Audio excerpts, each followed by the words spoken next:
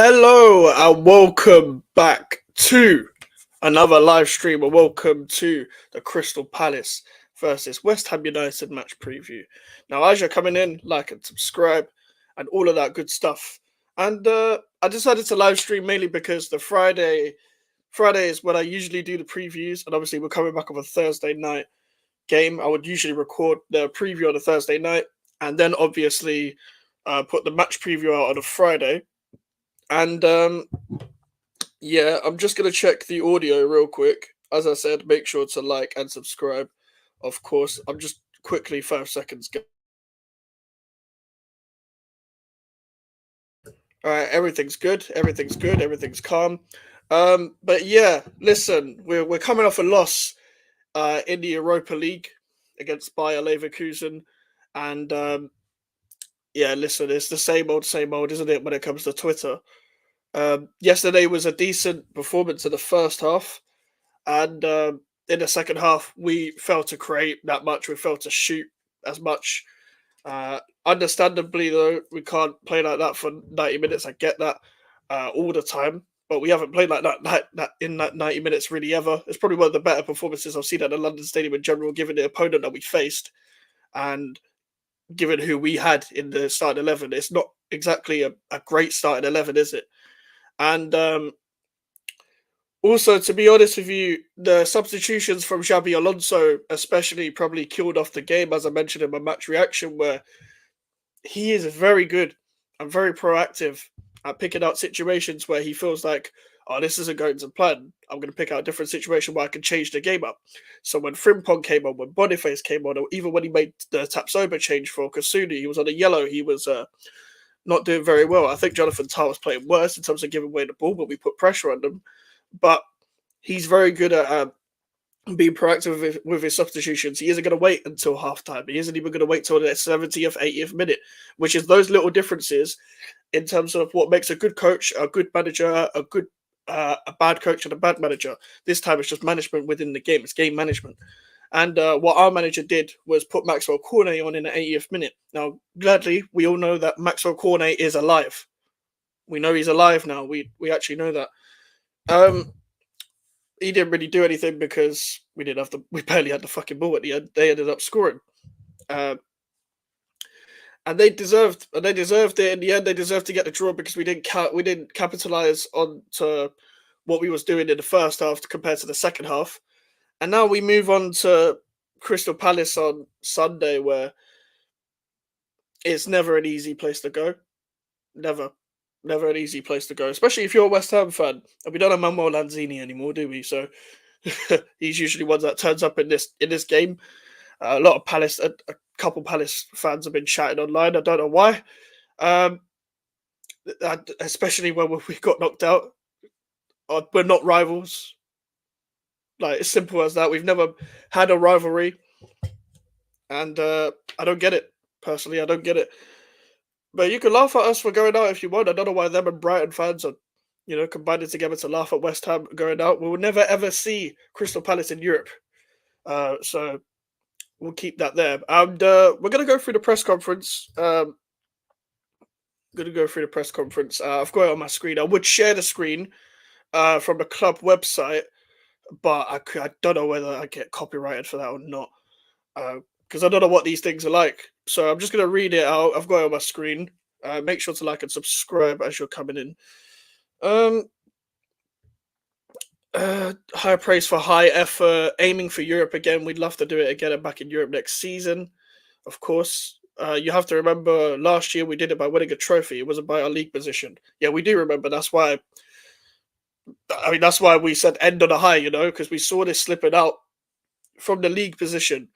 End on a high winning a trophy, but no, I get it. You want to stay, and the owner was never going to sack him because he's a pussy. This year, our league position has improved greatly. We've been challenging around the top 7 or 8 all season.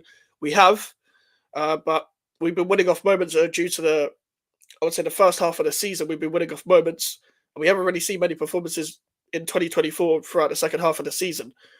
And a lot of it is just scraping wins. It's not sustainable. I can promise you that. And I don't see us getting many points due to Europe being gone and I mean, in the last games of the season. Sorry, losing against Palace, Europe is gone. I think Europe has always been gone. Is this the real E20 Zone TV, or is this a fake account? I don't know if this is the real E20 Zone TV, but big up regardless. Um, it would be tough. It's another year where we could have played 10 or 12 games more than other teams as well, but we've enjoyed it. Yep, cool. The European journey has been great. Not gonna lie. They gave it all last night. I felt like we left everything out on the pitch um, yesterday, and I felt like even though we didn't win, I can feel that from that we gave everything. We gave everything. We left it out all in there, and I feel like all the players went up to the limits that they can go to. Um, one more Thursday, Sunday assignment. Yep. Um, I mean, it's going to be weird if we don't get Europe next year. I feel like we've been so used to it in the past 3 years. It's like, will we feel like we're back at normal West Ham or not? I don't. I'm not particularly sure, but I've enjoyed it regardless, and I hope it's not the last one for a while. But honestly, it's been great. I just think it's got a bit stale. That is all it is, guys. That's what I've been screaming for the past for the past year and a half and year and a half for a bit. Um. So yeah. Oh, it is the real E20. I did. Joe, I didn't even know you knew who I was, to be fair. But big up. Uh, and thank you for joining the stream. Um, Palace are always a tricky opponent. I think going to Palace is always a difficult encounter. Moyes says. I think all the managers would say it's never an easy place to go and get a result. They've got a terrific support, and it's another tough game. Listen, Palace have also got a lot of injuries at centre back. Obviously, Mark Gahey's been out for how long? For a few months, especially. Jefferson Lerma's got a knock. Joel Ward has got a knock as well. Going into this game, obviously, we haven't played Glasner since the Frankfurt game. The 3-4-2-1 formation we tend to struggle with. Under David Moyes, we tend to just go man to man, and we tend to just get picked out from there. I don't know whether Moyes is going to do that again. It's funny. I actually won't be watching the game because I'll be at work. But hopefully we'll win regardless. I'm not expecting anything because I don't usually get my hopes up from many things. But listen, prove me wrong in it. I think Europe was gone from Fulham. If I'm being completely honest. After that performance was just pathetic from everyone involved, and it's not like Fulham did much to even outwit us. Fulham were they sat in a shape and just waited for opportunities. I think just a couple defensive mistakes that we made. We didn't really test them, from what I remember. What else? A familiar face in the opposition dugout. Yep, the Frankfurt game. Some PTSD from that first European campaign. I remember Moyes kicking the ball at the ball boy. That was funny. Unfortunately, Aaron Cresswell got a red card in that game. Can't lose European football. I know some football think it's. I know some football fans think it's good, but we won't be able to get quality players and earn more money. Do you know what? In the Premier League, especially, I think everyone is earning quite a lot of money because there's so much money in the league now, and we're basically gonna have a transfer window based off profit of the Paquetá stuff and all of that. I think we'll be able to spend in the transfer window. I don't know how much, but this squad needs a revamp. That's all I know.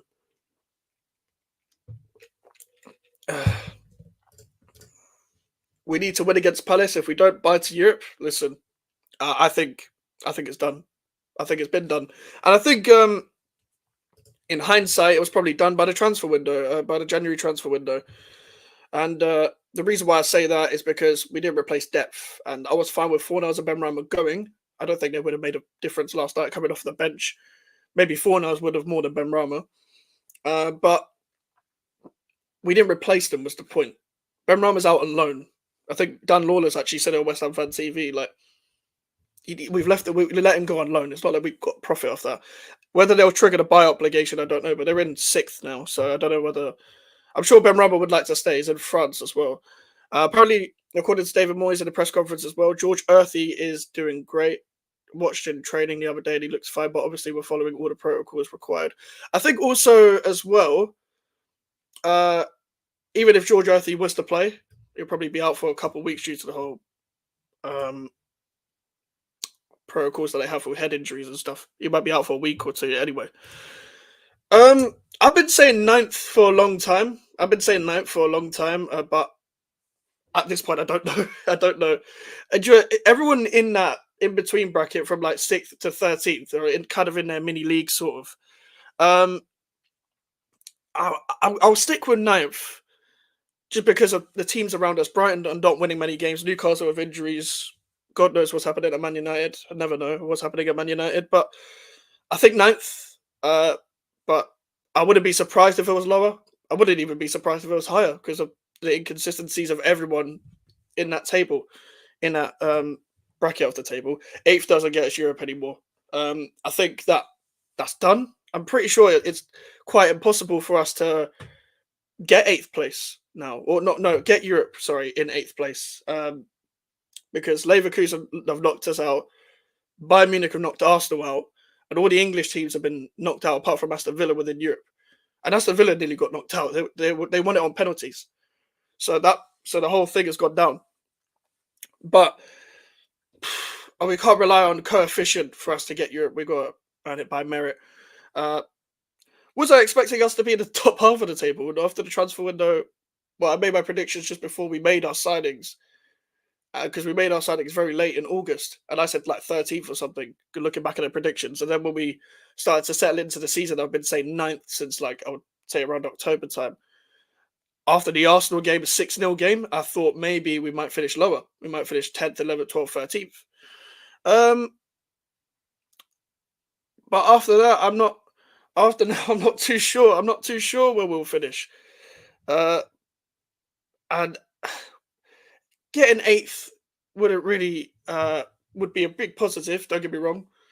It wouldn't really tell the whole story of the season though, and it wouldn't really confirm to me that we're still a good cohesive team or whatever. Only positives are Paquetá and Emerson are fully fresh. Only problem is Palace are all rested and ready. Yep, they do have injuries as well. As I said, like defensive injuries. I don't think it matters because we didn't beat Newcastle when they had a lot of injuries. That's the end of the press conference. Moyes didn't really talk about much. But yeah, it doesn't really matter if they have injuries or not because we faced Newcastle. They went down every 4 or 5 minutes, about 14, 15, about 4 or 5 injuries within the season, within that game in that 90 minutes. But I think it's just a shape. Can we break down their shape? Will they let us have the ball or will they just press us to death? And we don't really play through the press that well. We did last night, but we're not that brave on the ball in the Premier League. And we're going away from home. I don't see us being that brave on the ball. If you guys remember last year, we lost 4-3 to them. What was we? I don't know whether we was 3-1 up. No, we was 2-1 up, I think. Actually, no. I think it was 1-1. We were 1-0 up, then they equalised, then they scored 2 or 3, I'm pretty sure. And then I don't even remember. The thing is, I missed a part of that game because I had guests round in my house that day. But that game was horror to even go through when you're in a relegation battle. They've just confirmed staying up in that game, and we're still battling like, okay, just get me through to Man United, etc. And I remember that part of the season, everyone was like, we've turned the corner after beating Bournemouth 4-0. And I was like, we have not turned a corner. It's one game. It's one game. We have not turned a corner. But I don't see us going there and winning. I don't see us going there and winning. Whether we draw or not, this is how I felt with the Fulham game at home. I thought maybe we could get a draw, but it's mainly our hope. I don't know what West Ham is going to turn up. It's so inconsistent around the mid-table spots, the European spots, especially in the top half of the table. And everyone is inconsistent. Brighton have had a lot of injuries. They've been inconsistent. They're not defensively good anyway. De Zerbi does not know how to coach a defence. We've not been that good. We've won off moments, maybe in the first half of the season. In the second half, I haven't really seen many good performances, if I can be completely honest with you. with Newcastle, they've had a lot of injuries, and Eddie Howe has made his own mistakes within that. Man United are nonsense. They're just a whole lot of nonsense. They have the same players there, and they expect different results. And to be honest, the manager has kind of messed himself up as well. Chelsea, the manager has not managed the squad well. They've had a lot of people trying to gel into the squad at the same exact time. A lot of inconsistencies from their players as well. A lot of different centre back partnerships. Like everyone around that area, like you never know. And that's why even Fulham and Bournemouth, they they're around there, but they're not going to get Europe because Bournemouth don't finish their chances. They play good football. They play on the front foot, but they don't finish their chances.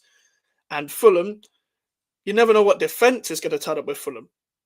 Sometimes they can look really, really solid, and sometimes they could just leak goals. Big up Steve in the building. I hope you're doing well, Steve. I didn't see the argument. I just see that Moyes was talking about um, that Alonso speaks Spanish and the officials speak Spanish, so maybe I should have learned some Spanish. He was just being sarcastic. I want to see Moyes show his character more when he's doing these interviews because he knows the media quite well in terms of he knows how to just get around it and say the PR answer. But when he's rattled, we see character in there. We see there's a character in there. I want my manager to have a bit more of character, just just be more sarcastic, if you will, because it's not like it's gonna affect anything in terms of league position. What happens on the pitch stays on the pitch. His character's being an arsehole.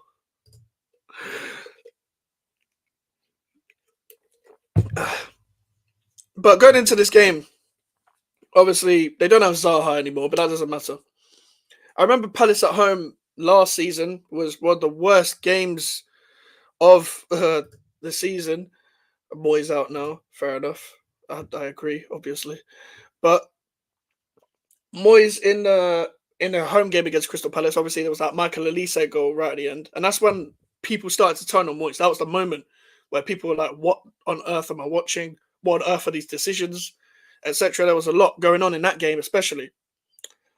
Palace away was just awful. We were giving away the ball, defensive mishaps. We had injuries. We had Thursday, Sunday football, balancing a relegation battle and balancing Thursday night football, which is difficult to balance, but we managed to survive relegation and win the Conference League. And I was confident then that we would survive relegation and win the Conference League because of how many bad teams there were around us, and the fact that we were still probably the best team in that competition. Fiorentina didn't really do much in that final; they just passed it sideways, and we countered and we won it.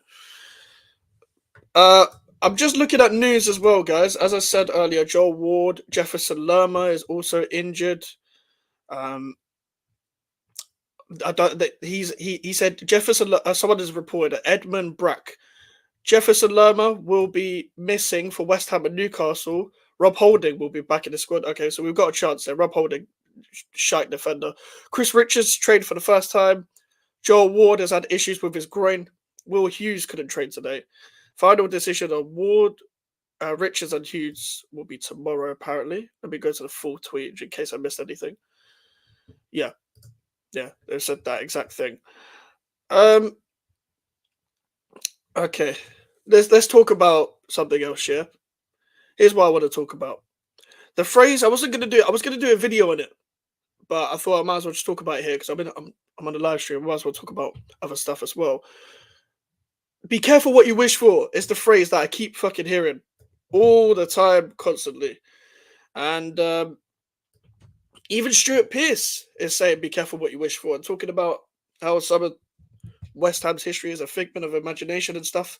I don't get into the whole debate of style of play and the West Ham way and all that stuff. I don't get into that debates. For me, I don't necessarily care about style of play in terms of we have to play a certain style of play. I need to reiterate this. I don't care about we have to play a certain style of play. What I care about is getting the best out of what you have. That's all I want. And we moved to the London Stadium to compete in the next level, which David Sullivan pedalled out year in, year out. It is especially in the 16-17 season, and he's made tons of bad decisions since. And there was if the intention was not going to compete with the next level to get into the top 4 or the top 6, Then what was the point of moving stadium? It's for nights like Sevilla at home. It's for nights like even Alkmaar away, even ignoring the stadium, Lyon away, like even the game yesterday at home, Freiburg at home as well. It's for games like that that we chose to move to a different stadium. I don't think anybody would have any expectation if we stayed at Upton Park. Nobody would have had any expectation. We just would have been like, don't get us relegated. But you have put the whole expectation by yourself by design. We don't even own the stadium. This is still an issue now for me.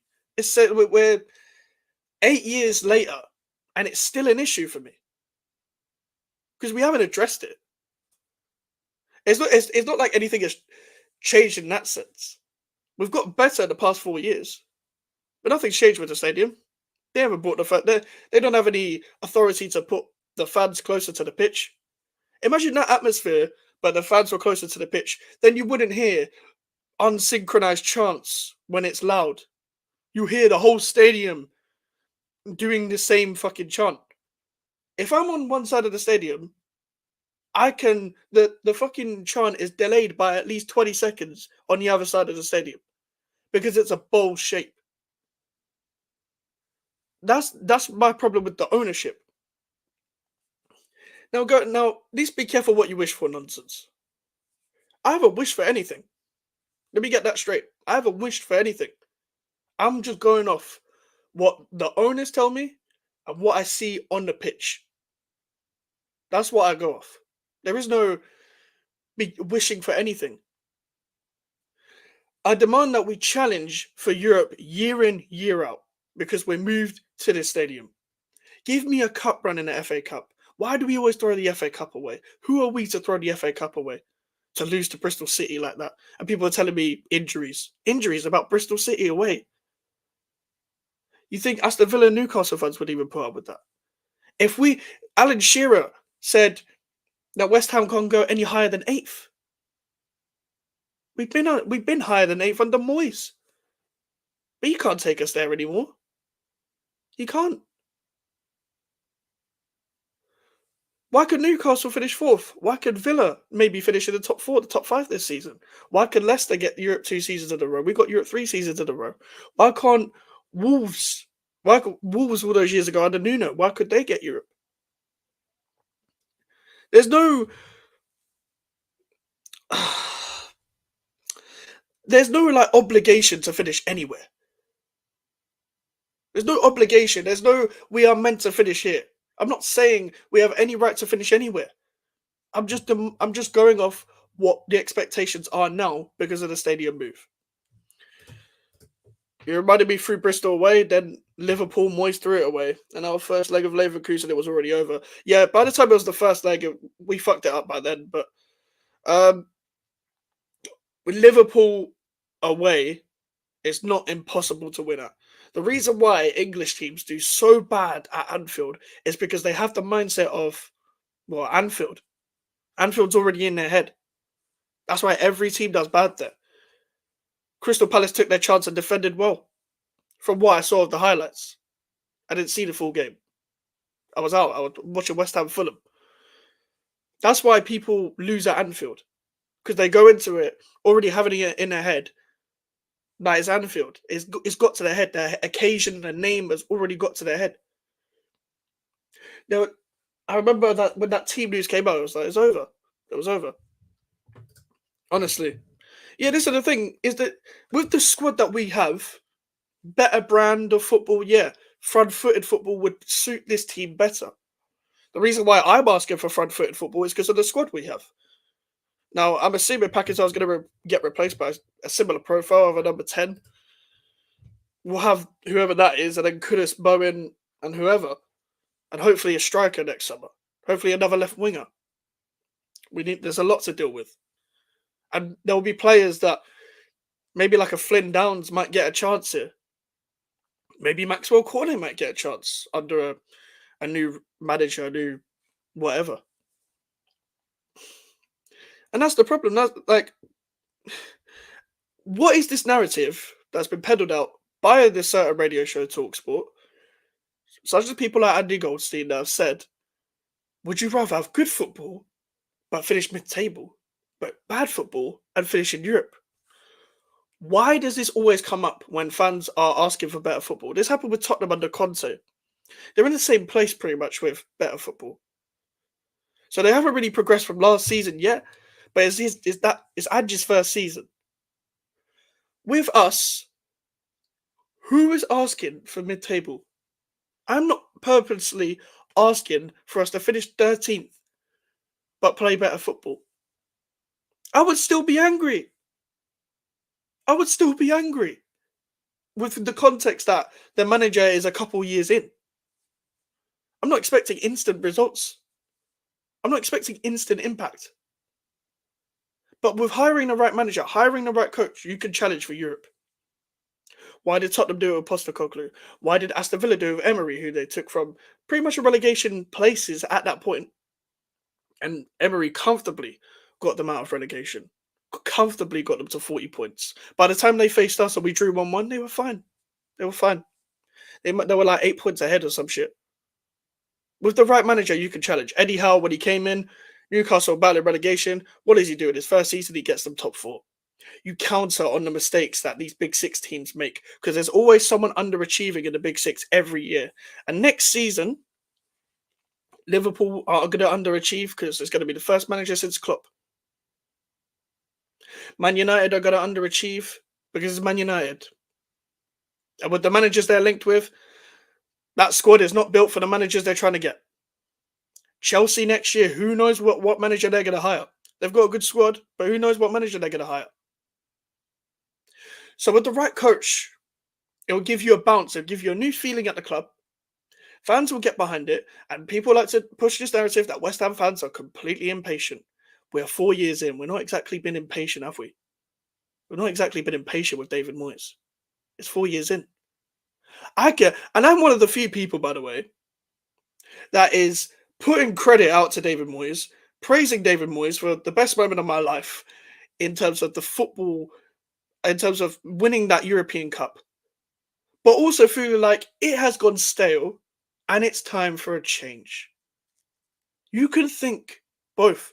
You could give credit to a man for what he has done, but think what I'm watching now is not good enough.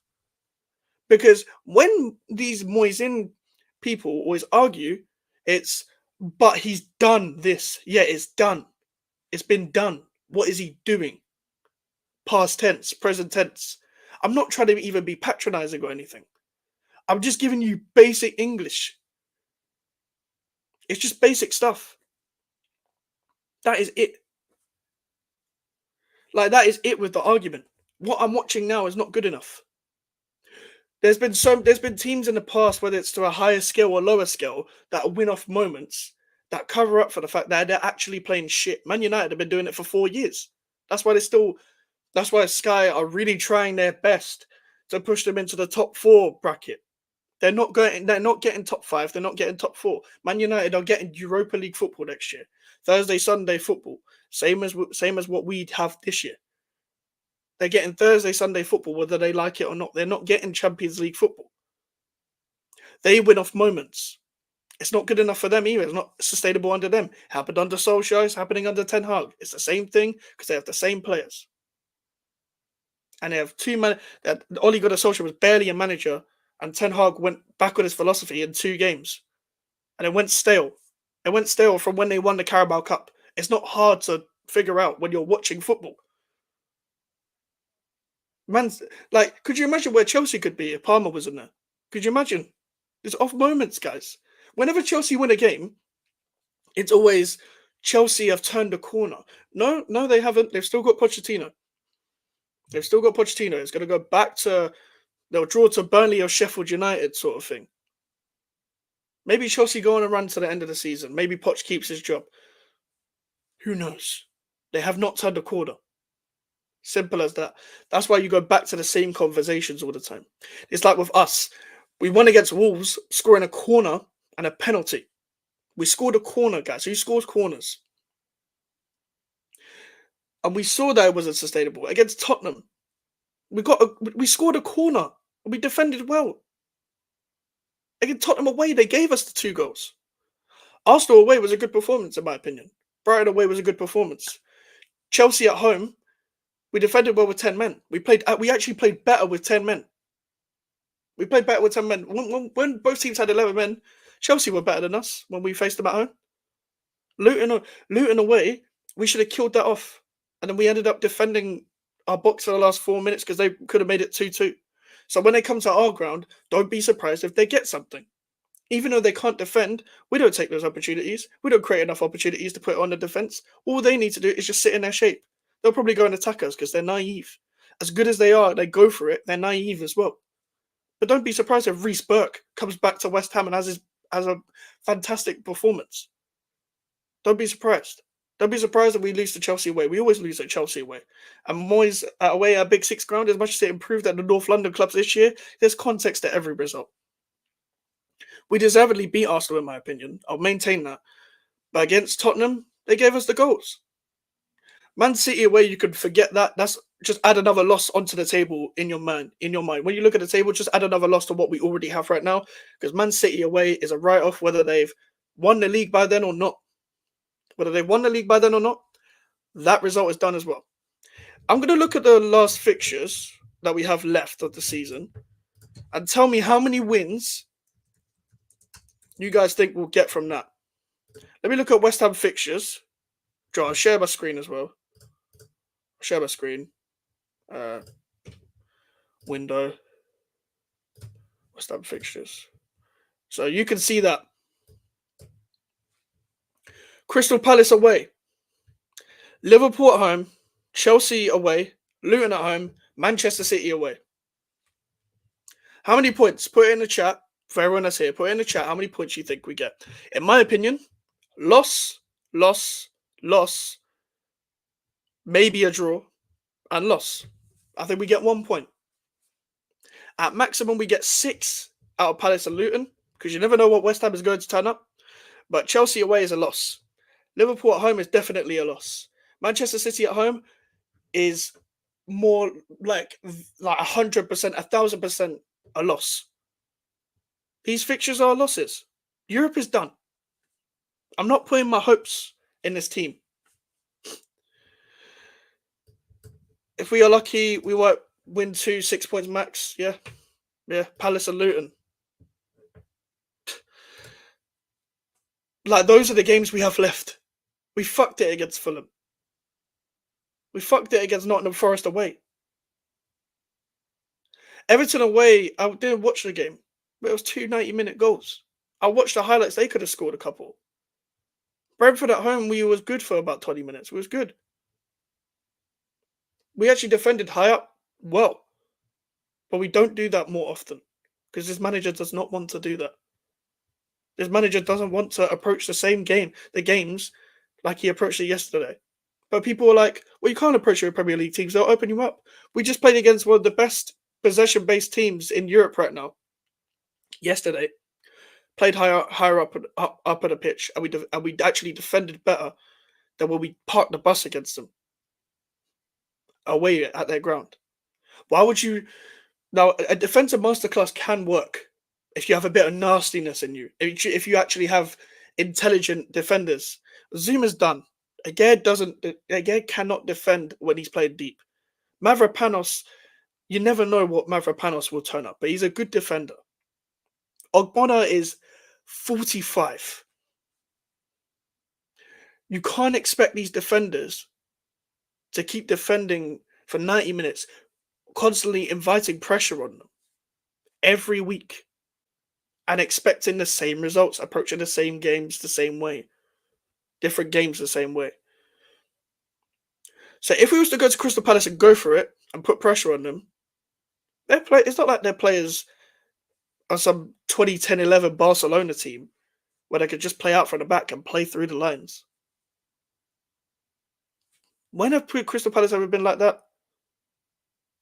Since when could their players do that? If you put it on them, we might get something. Don't give Eze space. Don't give Michael Elise space. For the love of God, don't give him space. How many times do we have to play against Elise and Eze and them ruin us every time we play them for people to realize that we shouldn't give them space. And why is it always Elise's always injured, but we always face him? For God's sake, like you can't just be injured for one West Ham game. Like I remember, even in the home game, Elise just came back, just came back, and he played against us. He's such a good right winger as well. He's one of the best right wingers in the league when fully fit. The problem is he's not fully fit most of the time. One player we've got to watch out on is Adam Wharton. Best January signing probably in the Premier League. I don't think many teams made many January signings in general. I don't know who else signed anyone in January. But Adam Wharton, ever since he's gone into this Crystal Palace side, especially under the new manager, he's been great. Someone we probably should have looked at. I don't know why we don't buy off the Championship more. It's worked with people like Jared Bowen. It's worked with Mikel Antonio. People would say it worked for Aaron Cresswell because he's been here a long time. I have my own opinion on Aaron Cresswell that we'll discuss hopefully when he leaves this summer. Now, Aaron Cresswell hasn't been that bad since he's come back in, but come on, he's about 40 odd now. We need to get another left back. I'm sick of these 1 year extensions to pensioners that we have in our squad. The squad age needs to be lowered a little bit because there's experienced players that we can keep and we can surround them with good youth and vibrant players, and we have a balanced squad. Then it's not too young and not too old at the same time. I don't believe in a youth project. I don't believe in a pensioner project either. I don't believe in either of them. I believe in a balance. I believe in having balance towards your team. I believe in having a good spine that can drive you towards being competitive. That's what I believe in. But going back to Adam Wharton, he was good at Blackburn for what I saw of him. But he's settled in quick. He's good on the ball. He's an all-round midfielder. Physical. Decent with both feet. Can receive the ball on a half turn. Can put a tackle in. Adam Wharton is quality.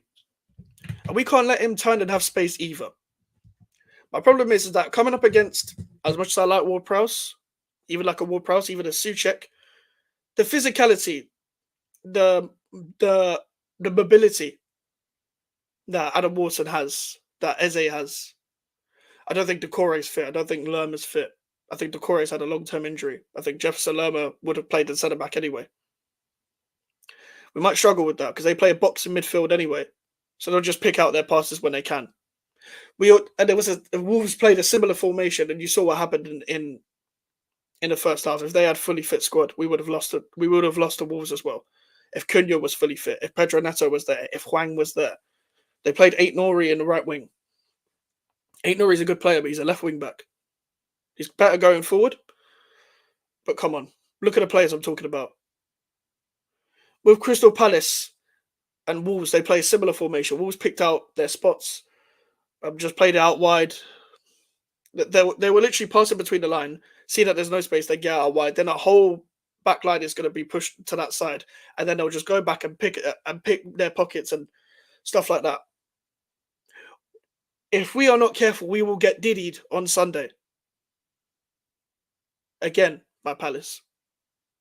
And Palace fans will fucking talk about it like it's their fucking cup final.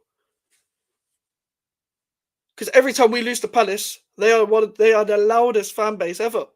They're nearly as loud as when Tottenham beat us. And Tottenham fans like to say it's our cup final and all that. They are louder than when Chelsea fans beat us. And we actually have a bit of a rivalry with Chelsea going back. In terms of not league position, apart from this year, but going back in history. When have we ever had a rivalry with Palace? Not every London derby is a rivalry. We don't have a rivalry with Brentford. Fulham are loud when they beat us. We're not enemies. Not even because we're we are a bigger club than them, but it's not even being arrogant about that. It's just we'd never come across as rivals. I don't know why their fans give it so much. But whatever makes them happy, innit? Whatever makes them happy. And obviously, as usual, Twitter is always a meltdown, no matter what happens. And there's always arguments in West Ham Twitter. Obviously, Billy McKinley got sent off yesterday. I'm just going to West Ham news now. I'm going to read something from West Ham Network just quickly. I'm just going to scroll through this. Pretty much summing up what I said last night encapsulated, if that's the right word, the West Ham way. I didn't even get involved in that stuff either. I don't get involved in the whole West Ham way stuff. Because I wasn't around when the West Ham way was at its full finest, you know. But older fans, yeah, have pretty much like seen better players. If they want to demand more, they can. Older fans have seen an FA Cup. If they want to demand more, then they can. People online be like, "Well, you're West Ham, okay? If we are just West Ham, then should we just never aspire to do anything? Because obviously, what's the point of watching games? What's the point of getting up for games if you're not going to strive for more with the context of your club? We're not getting relegated anytime soon, in my opinion. So why can't I strive for more? Why do I have to just settle for mid-table? Why did we move to this stadium? Correct me if I'm wrong. Honestly, someone please debate me about it. Because I will never understand. I will never understand the counter argument to that. But honestly, this Benny Esther guy tweeted, Frimpong, my friend, you have just saved a lot of people from having to listen to some horrific stuff. Thank you. Oh god. Honestly, why do you put like oh, Palace fans, man, why are they so loud? Why are they so loud? Why are you so loud?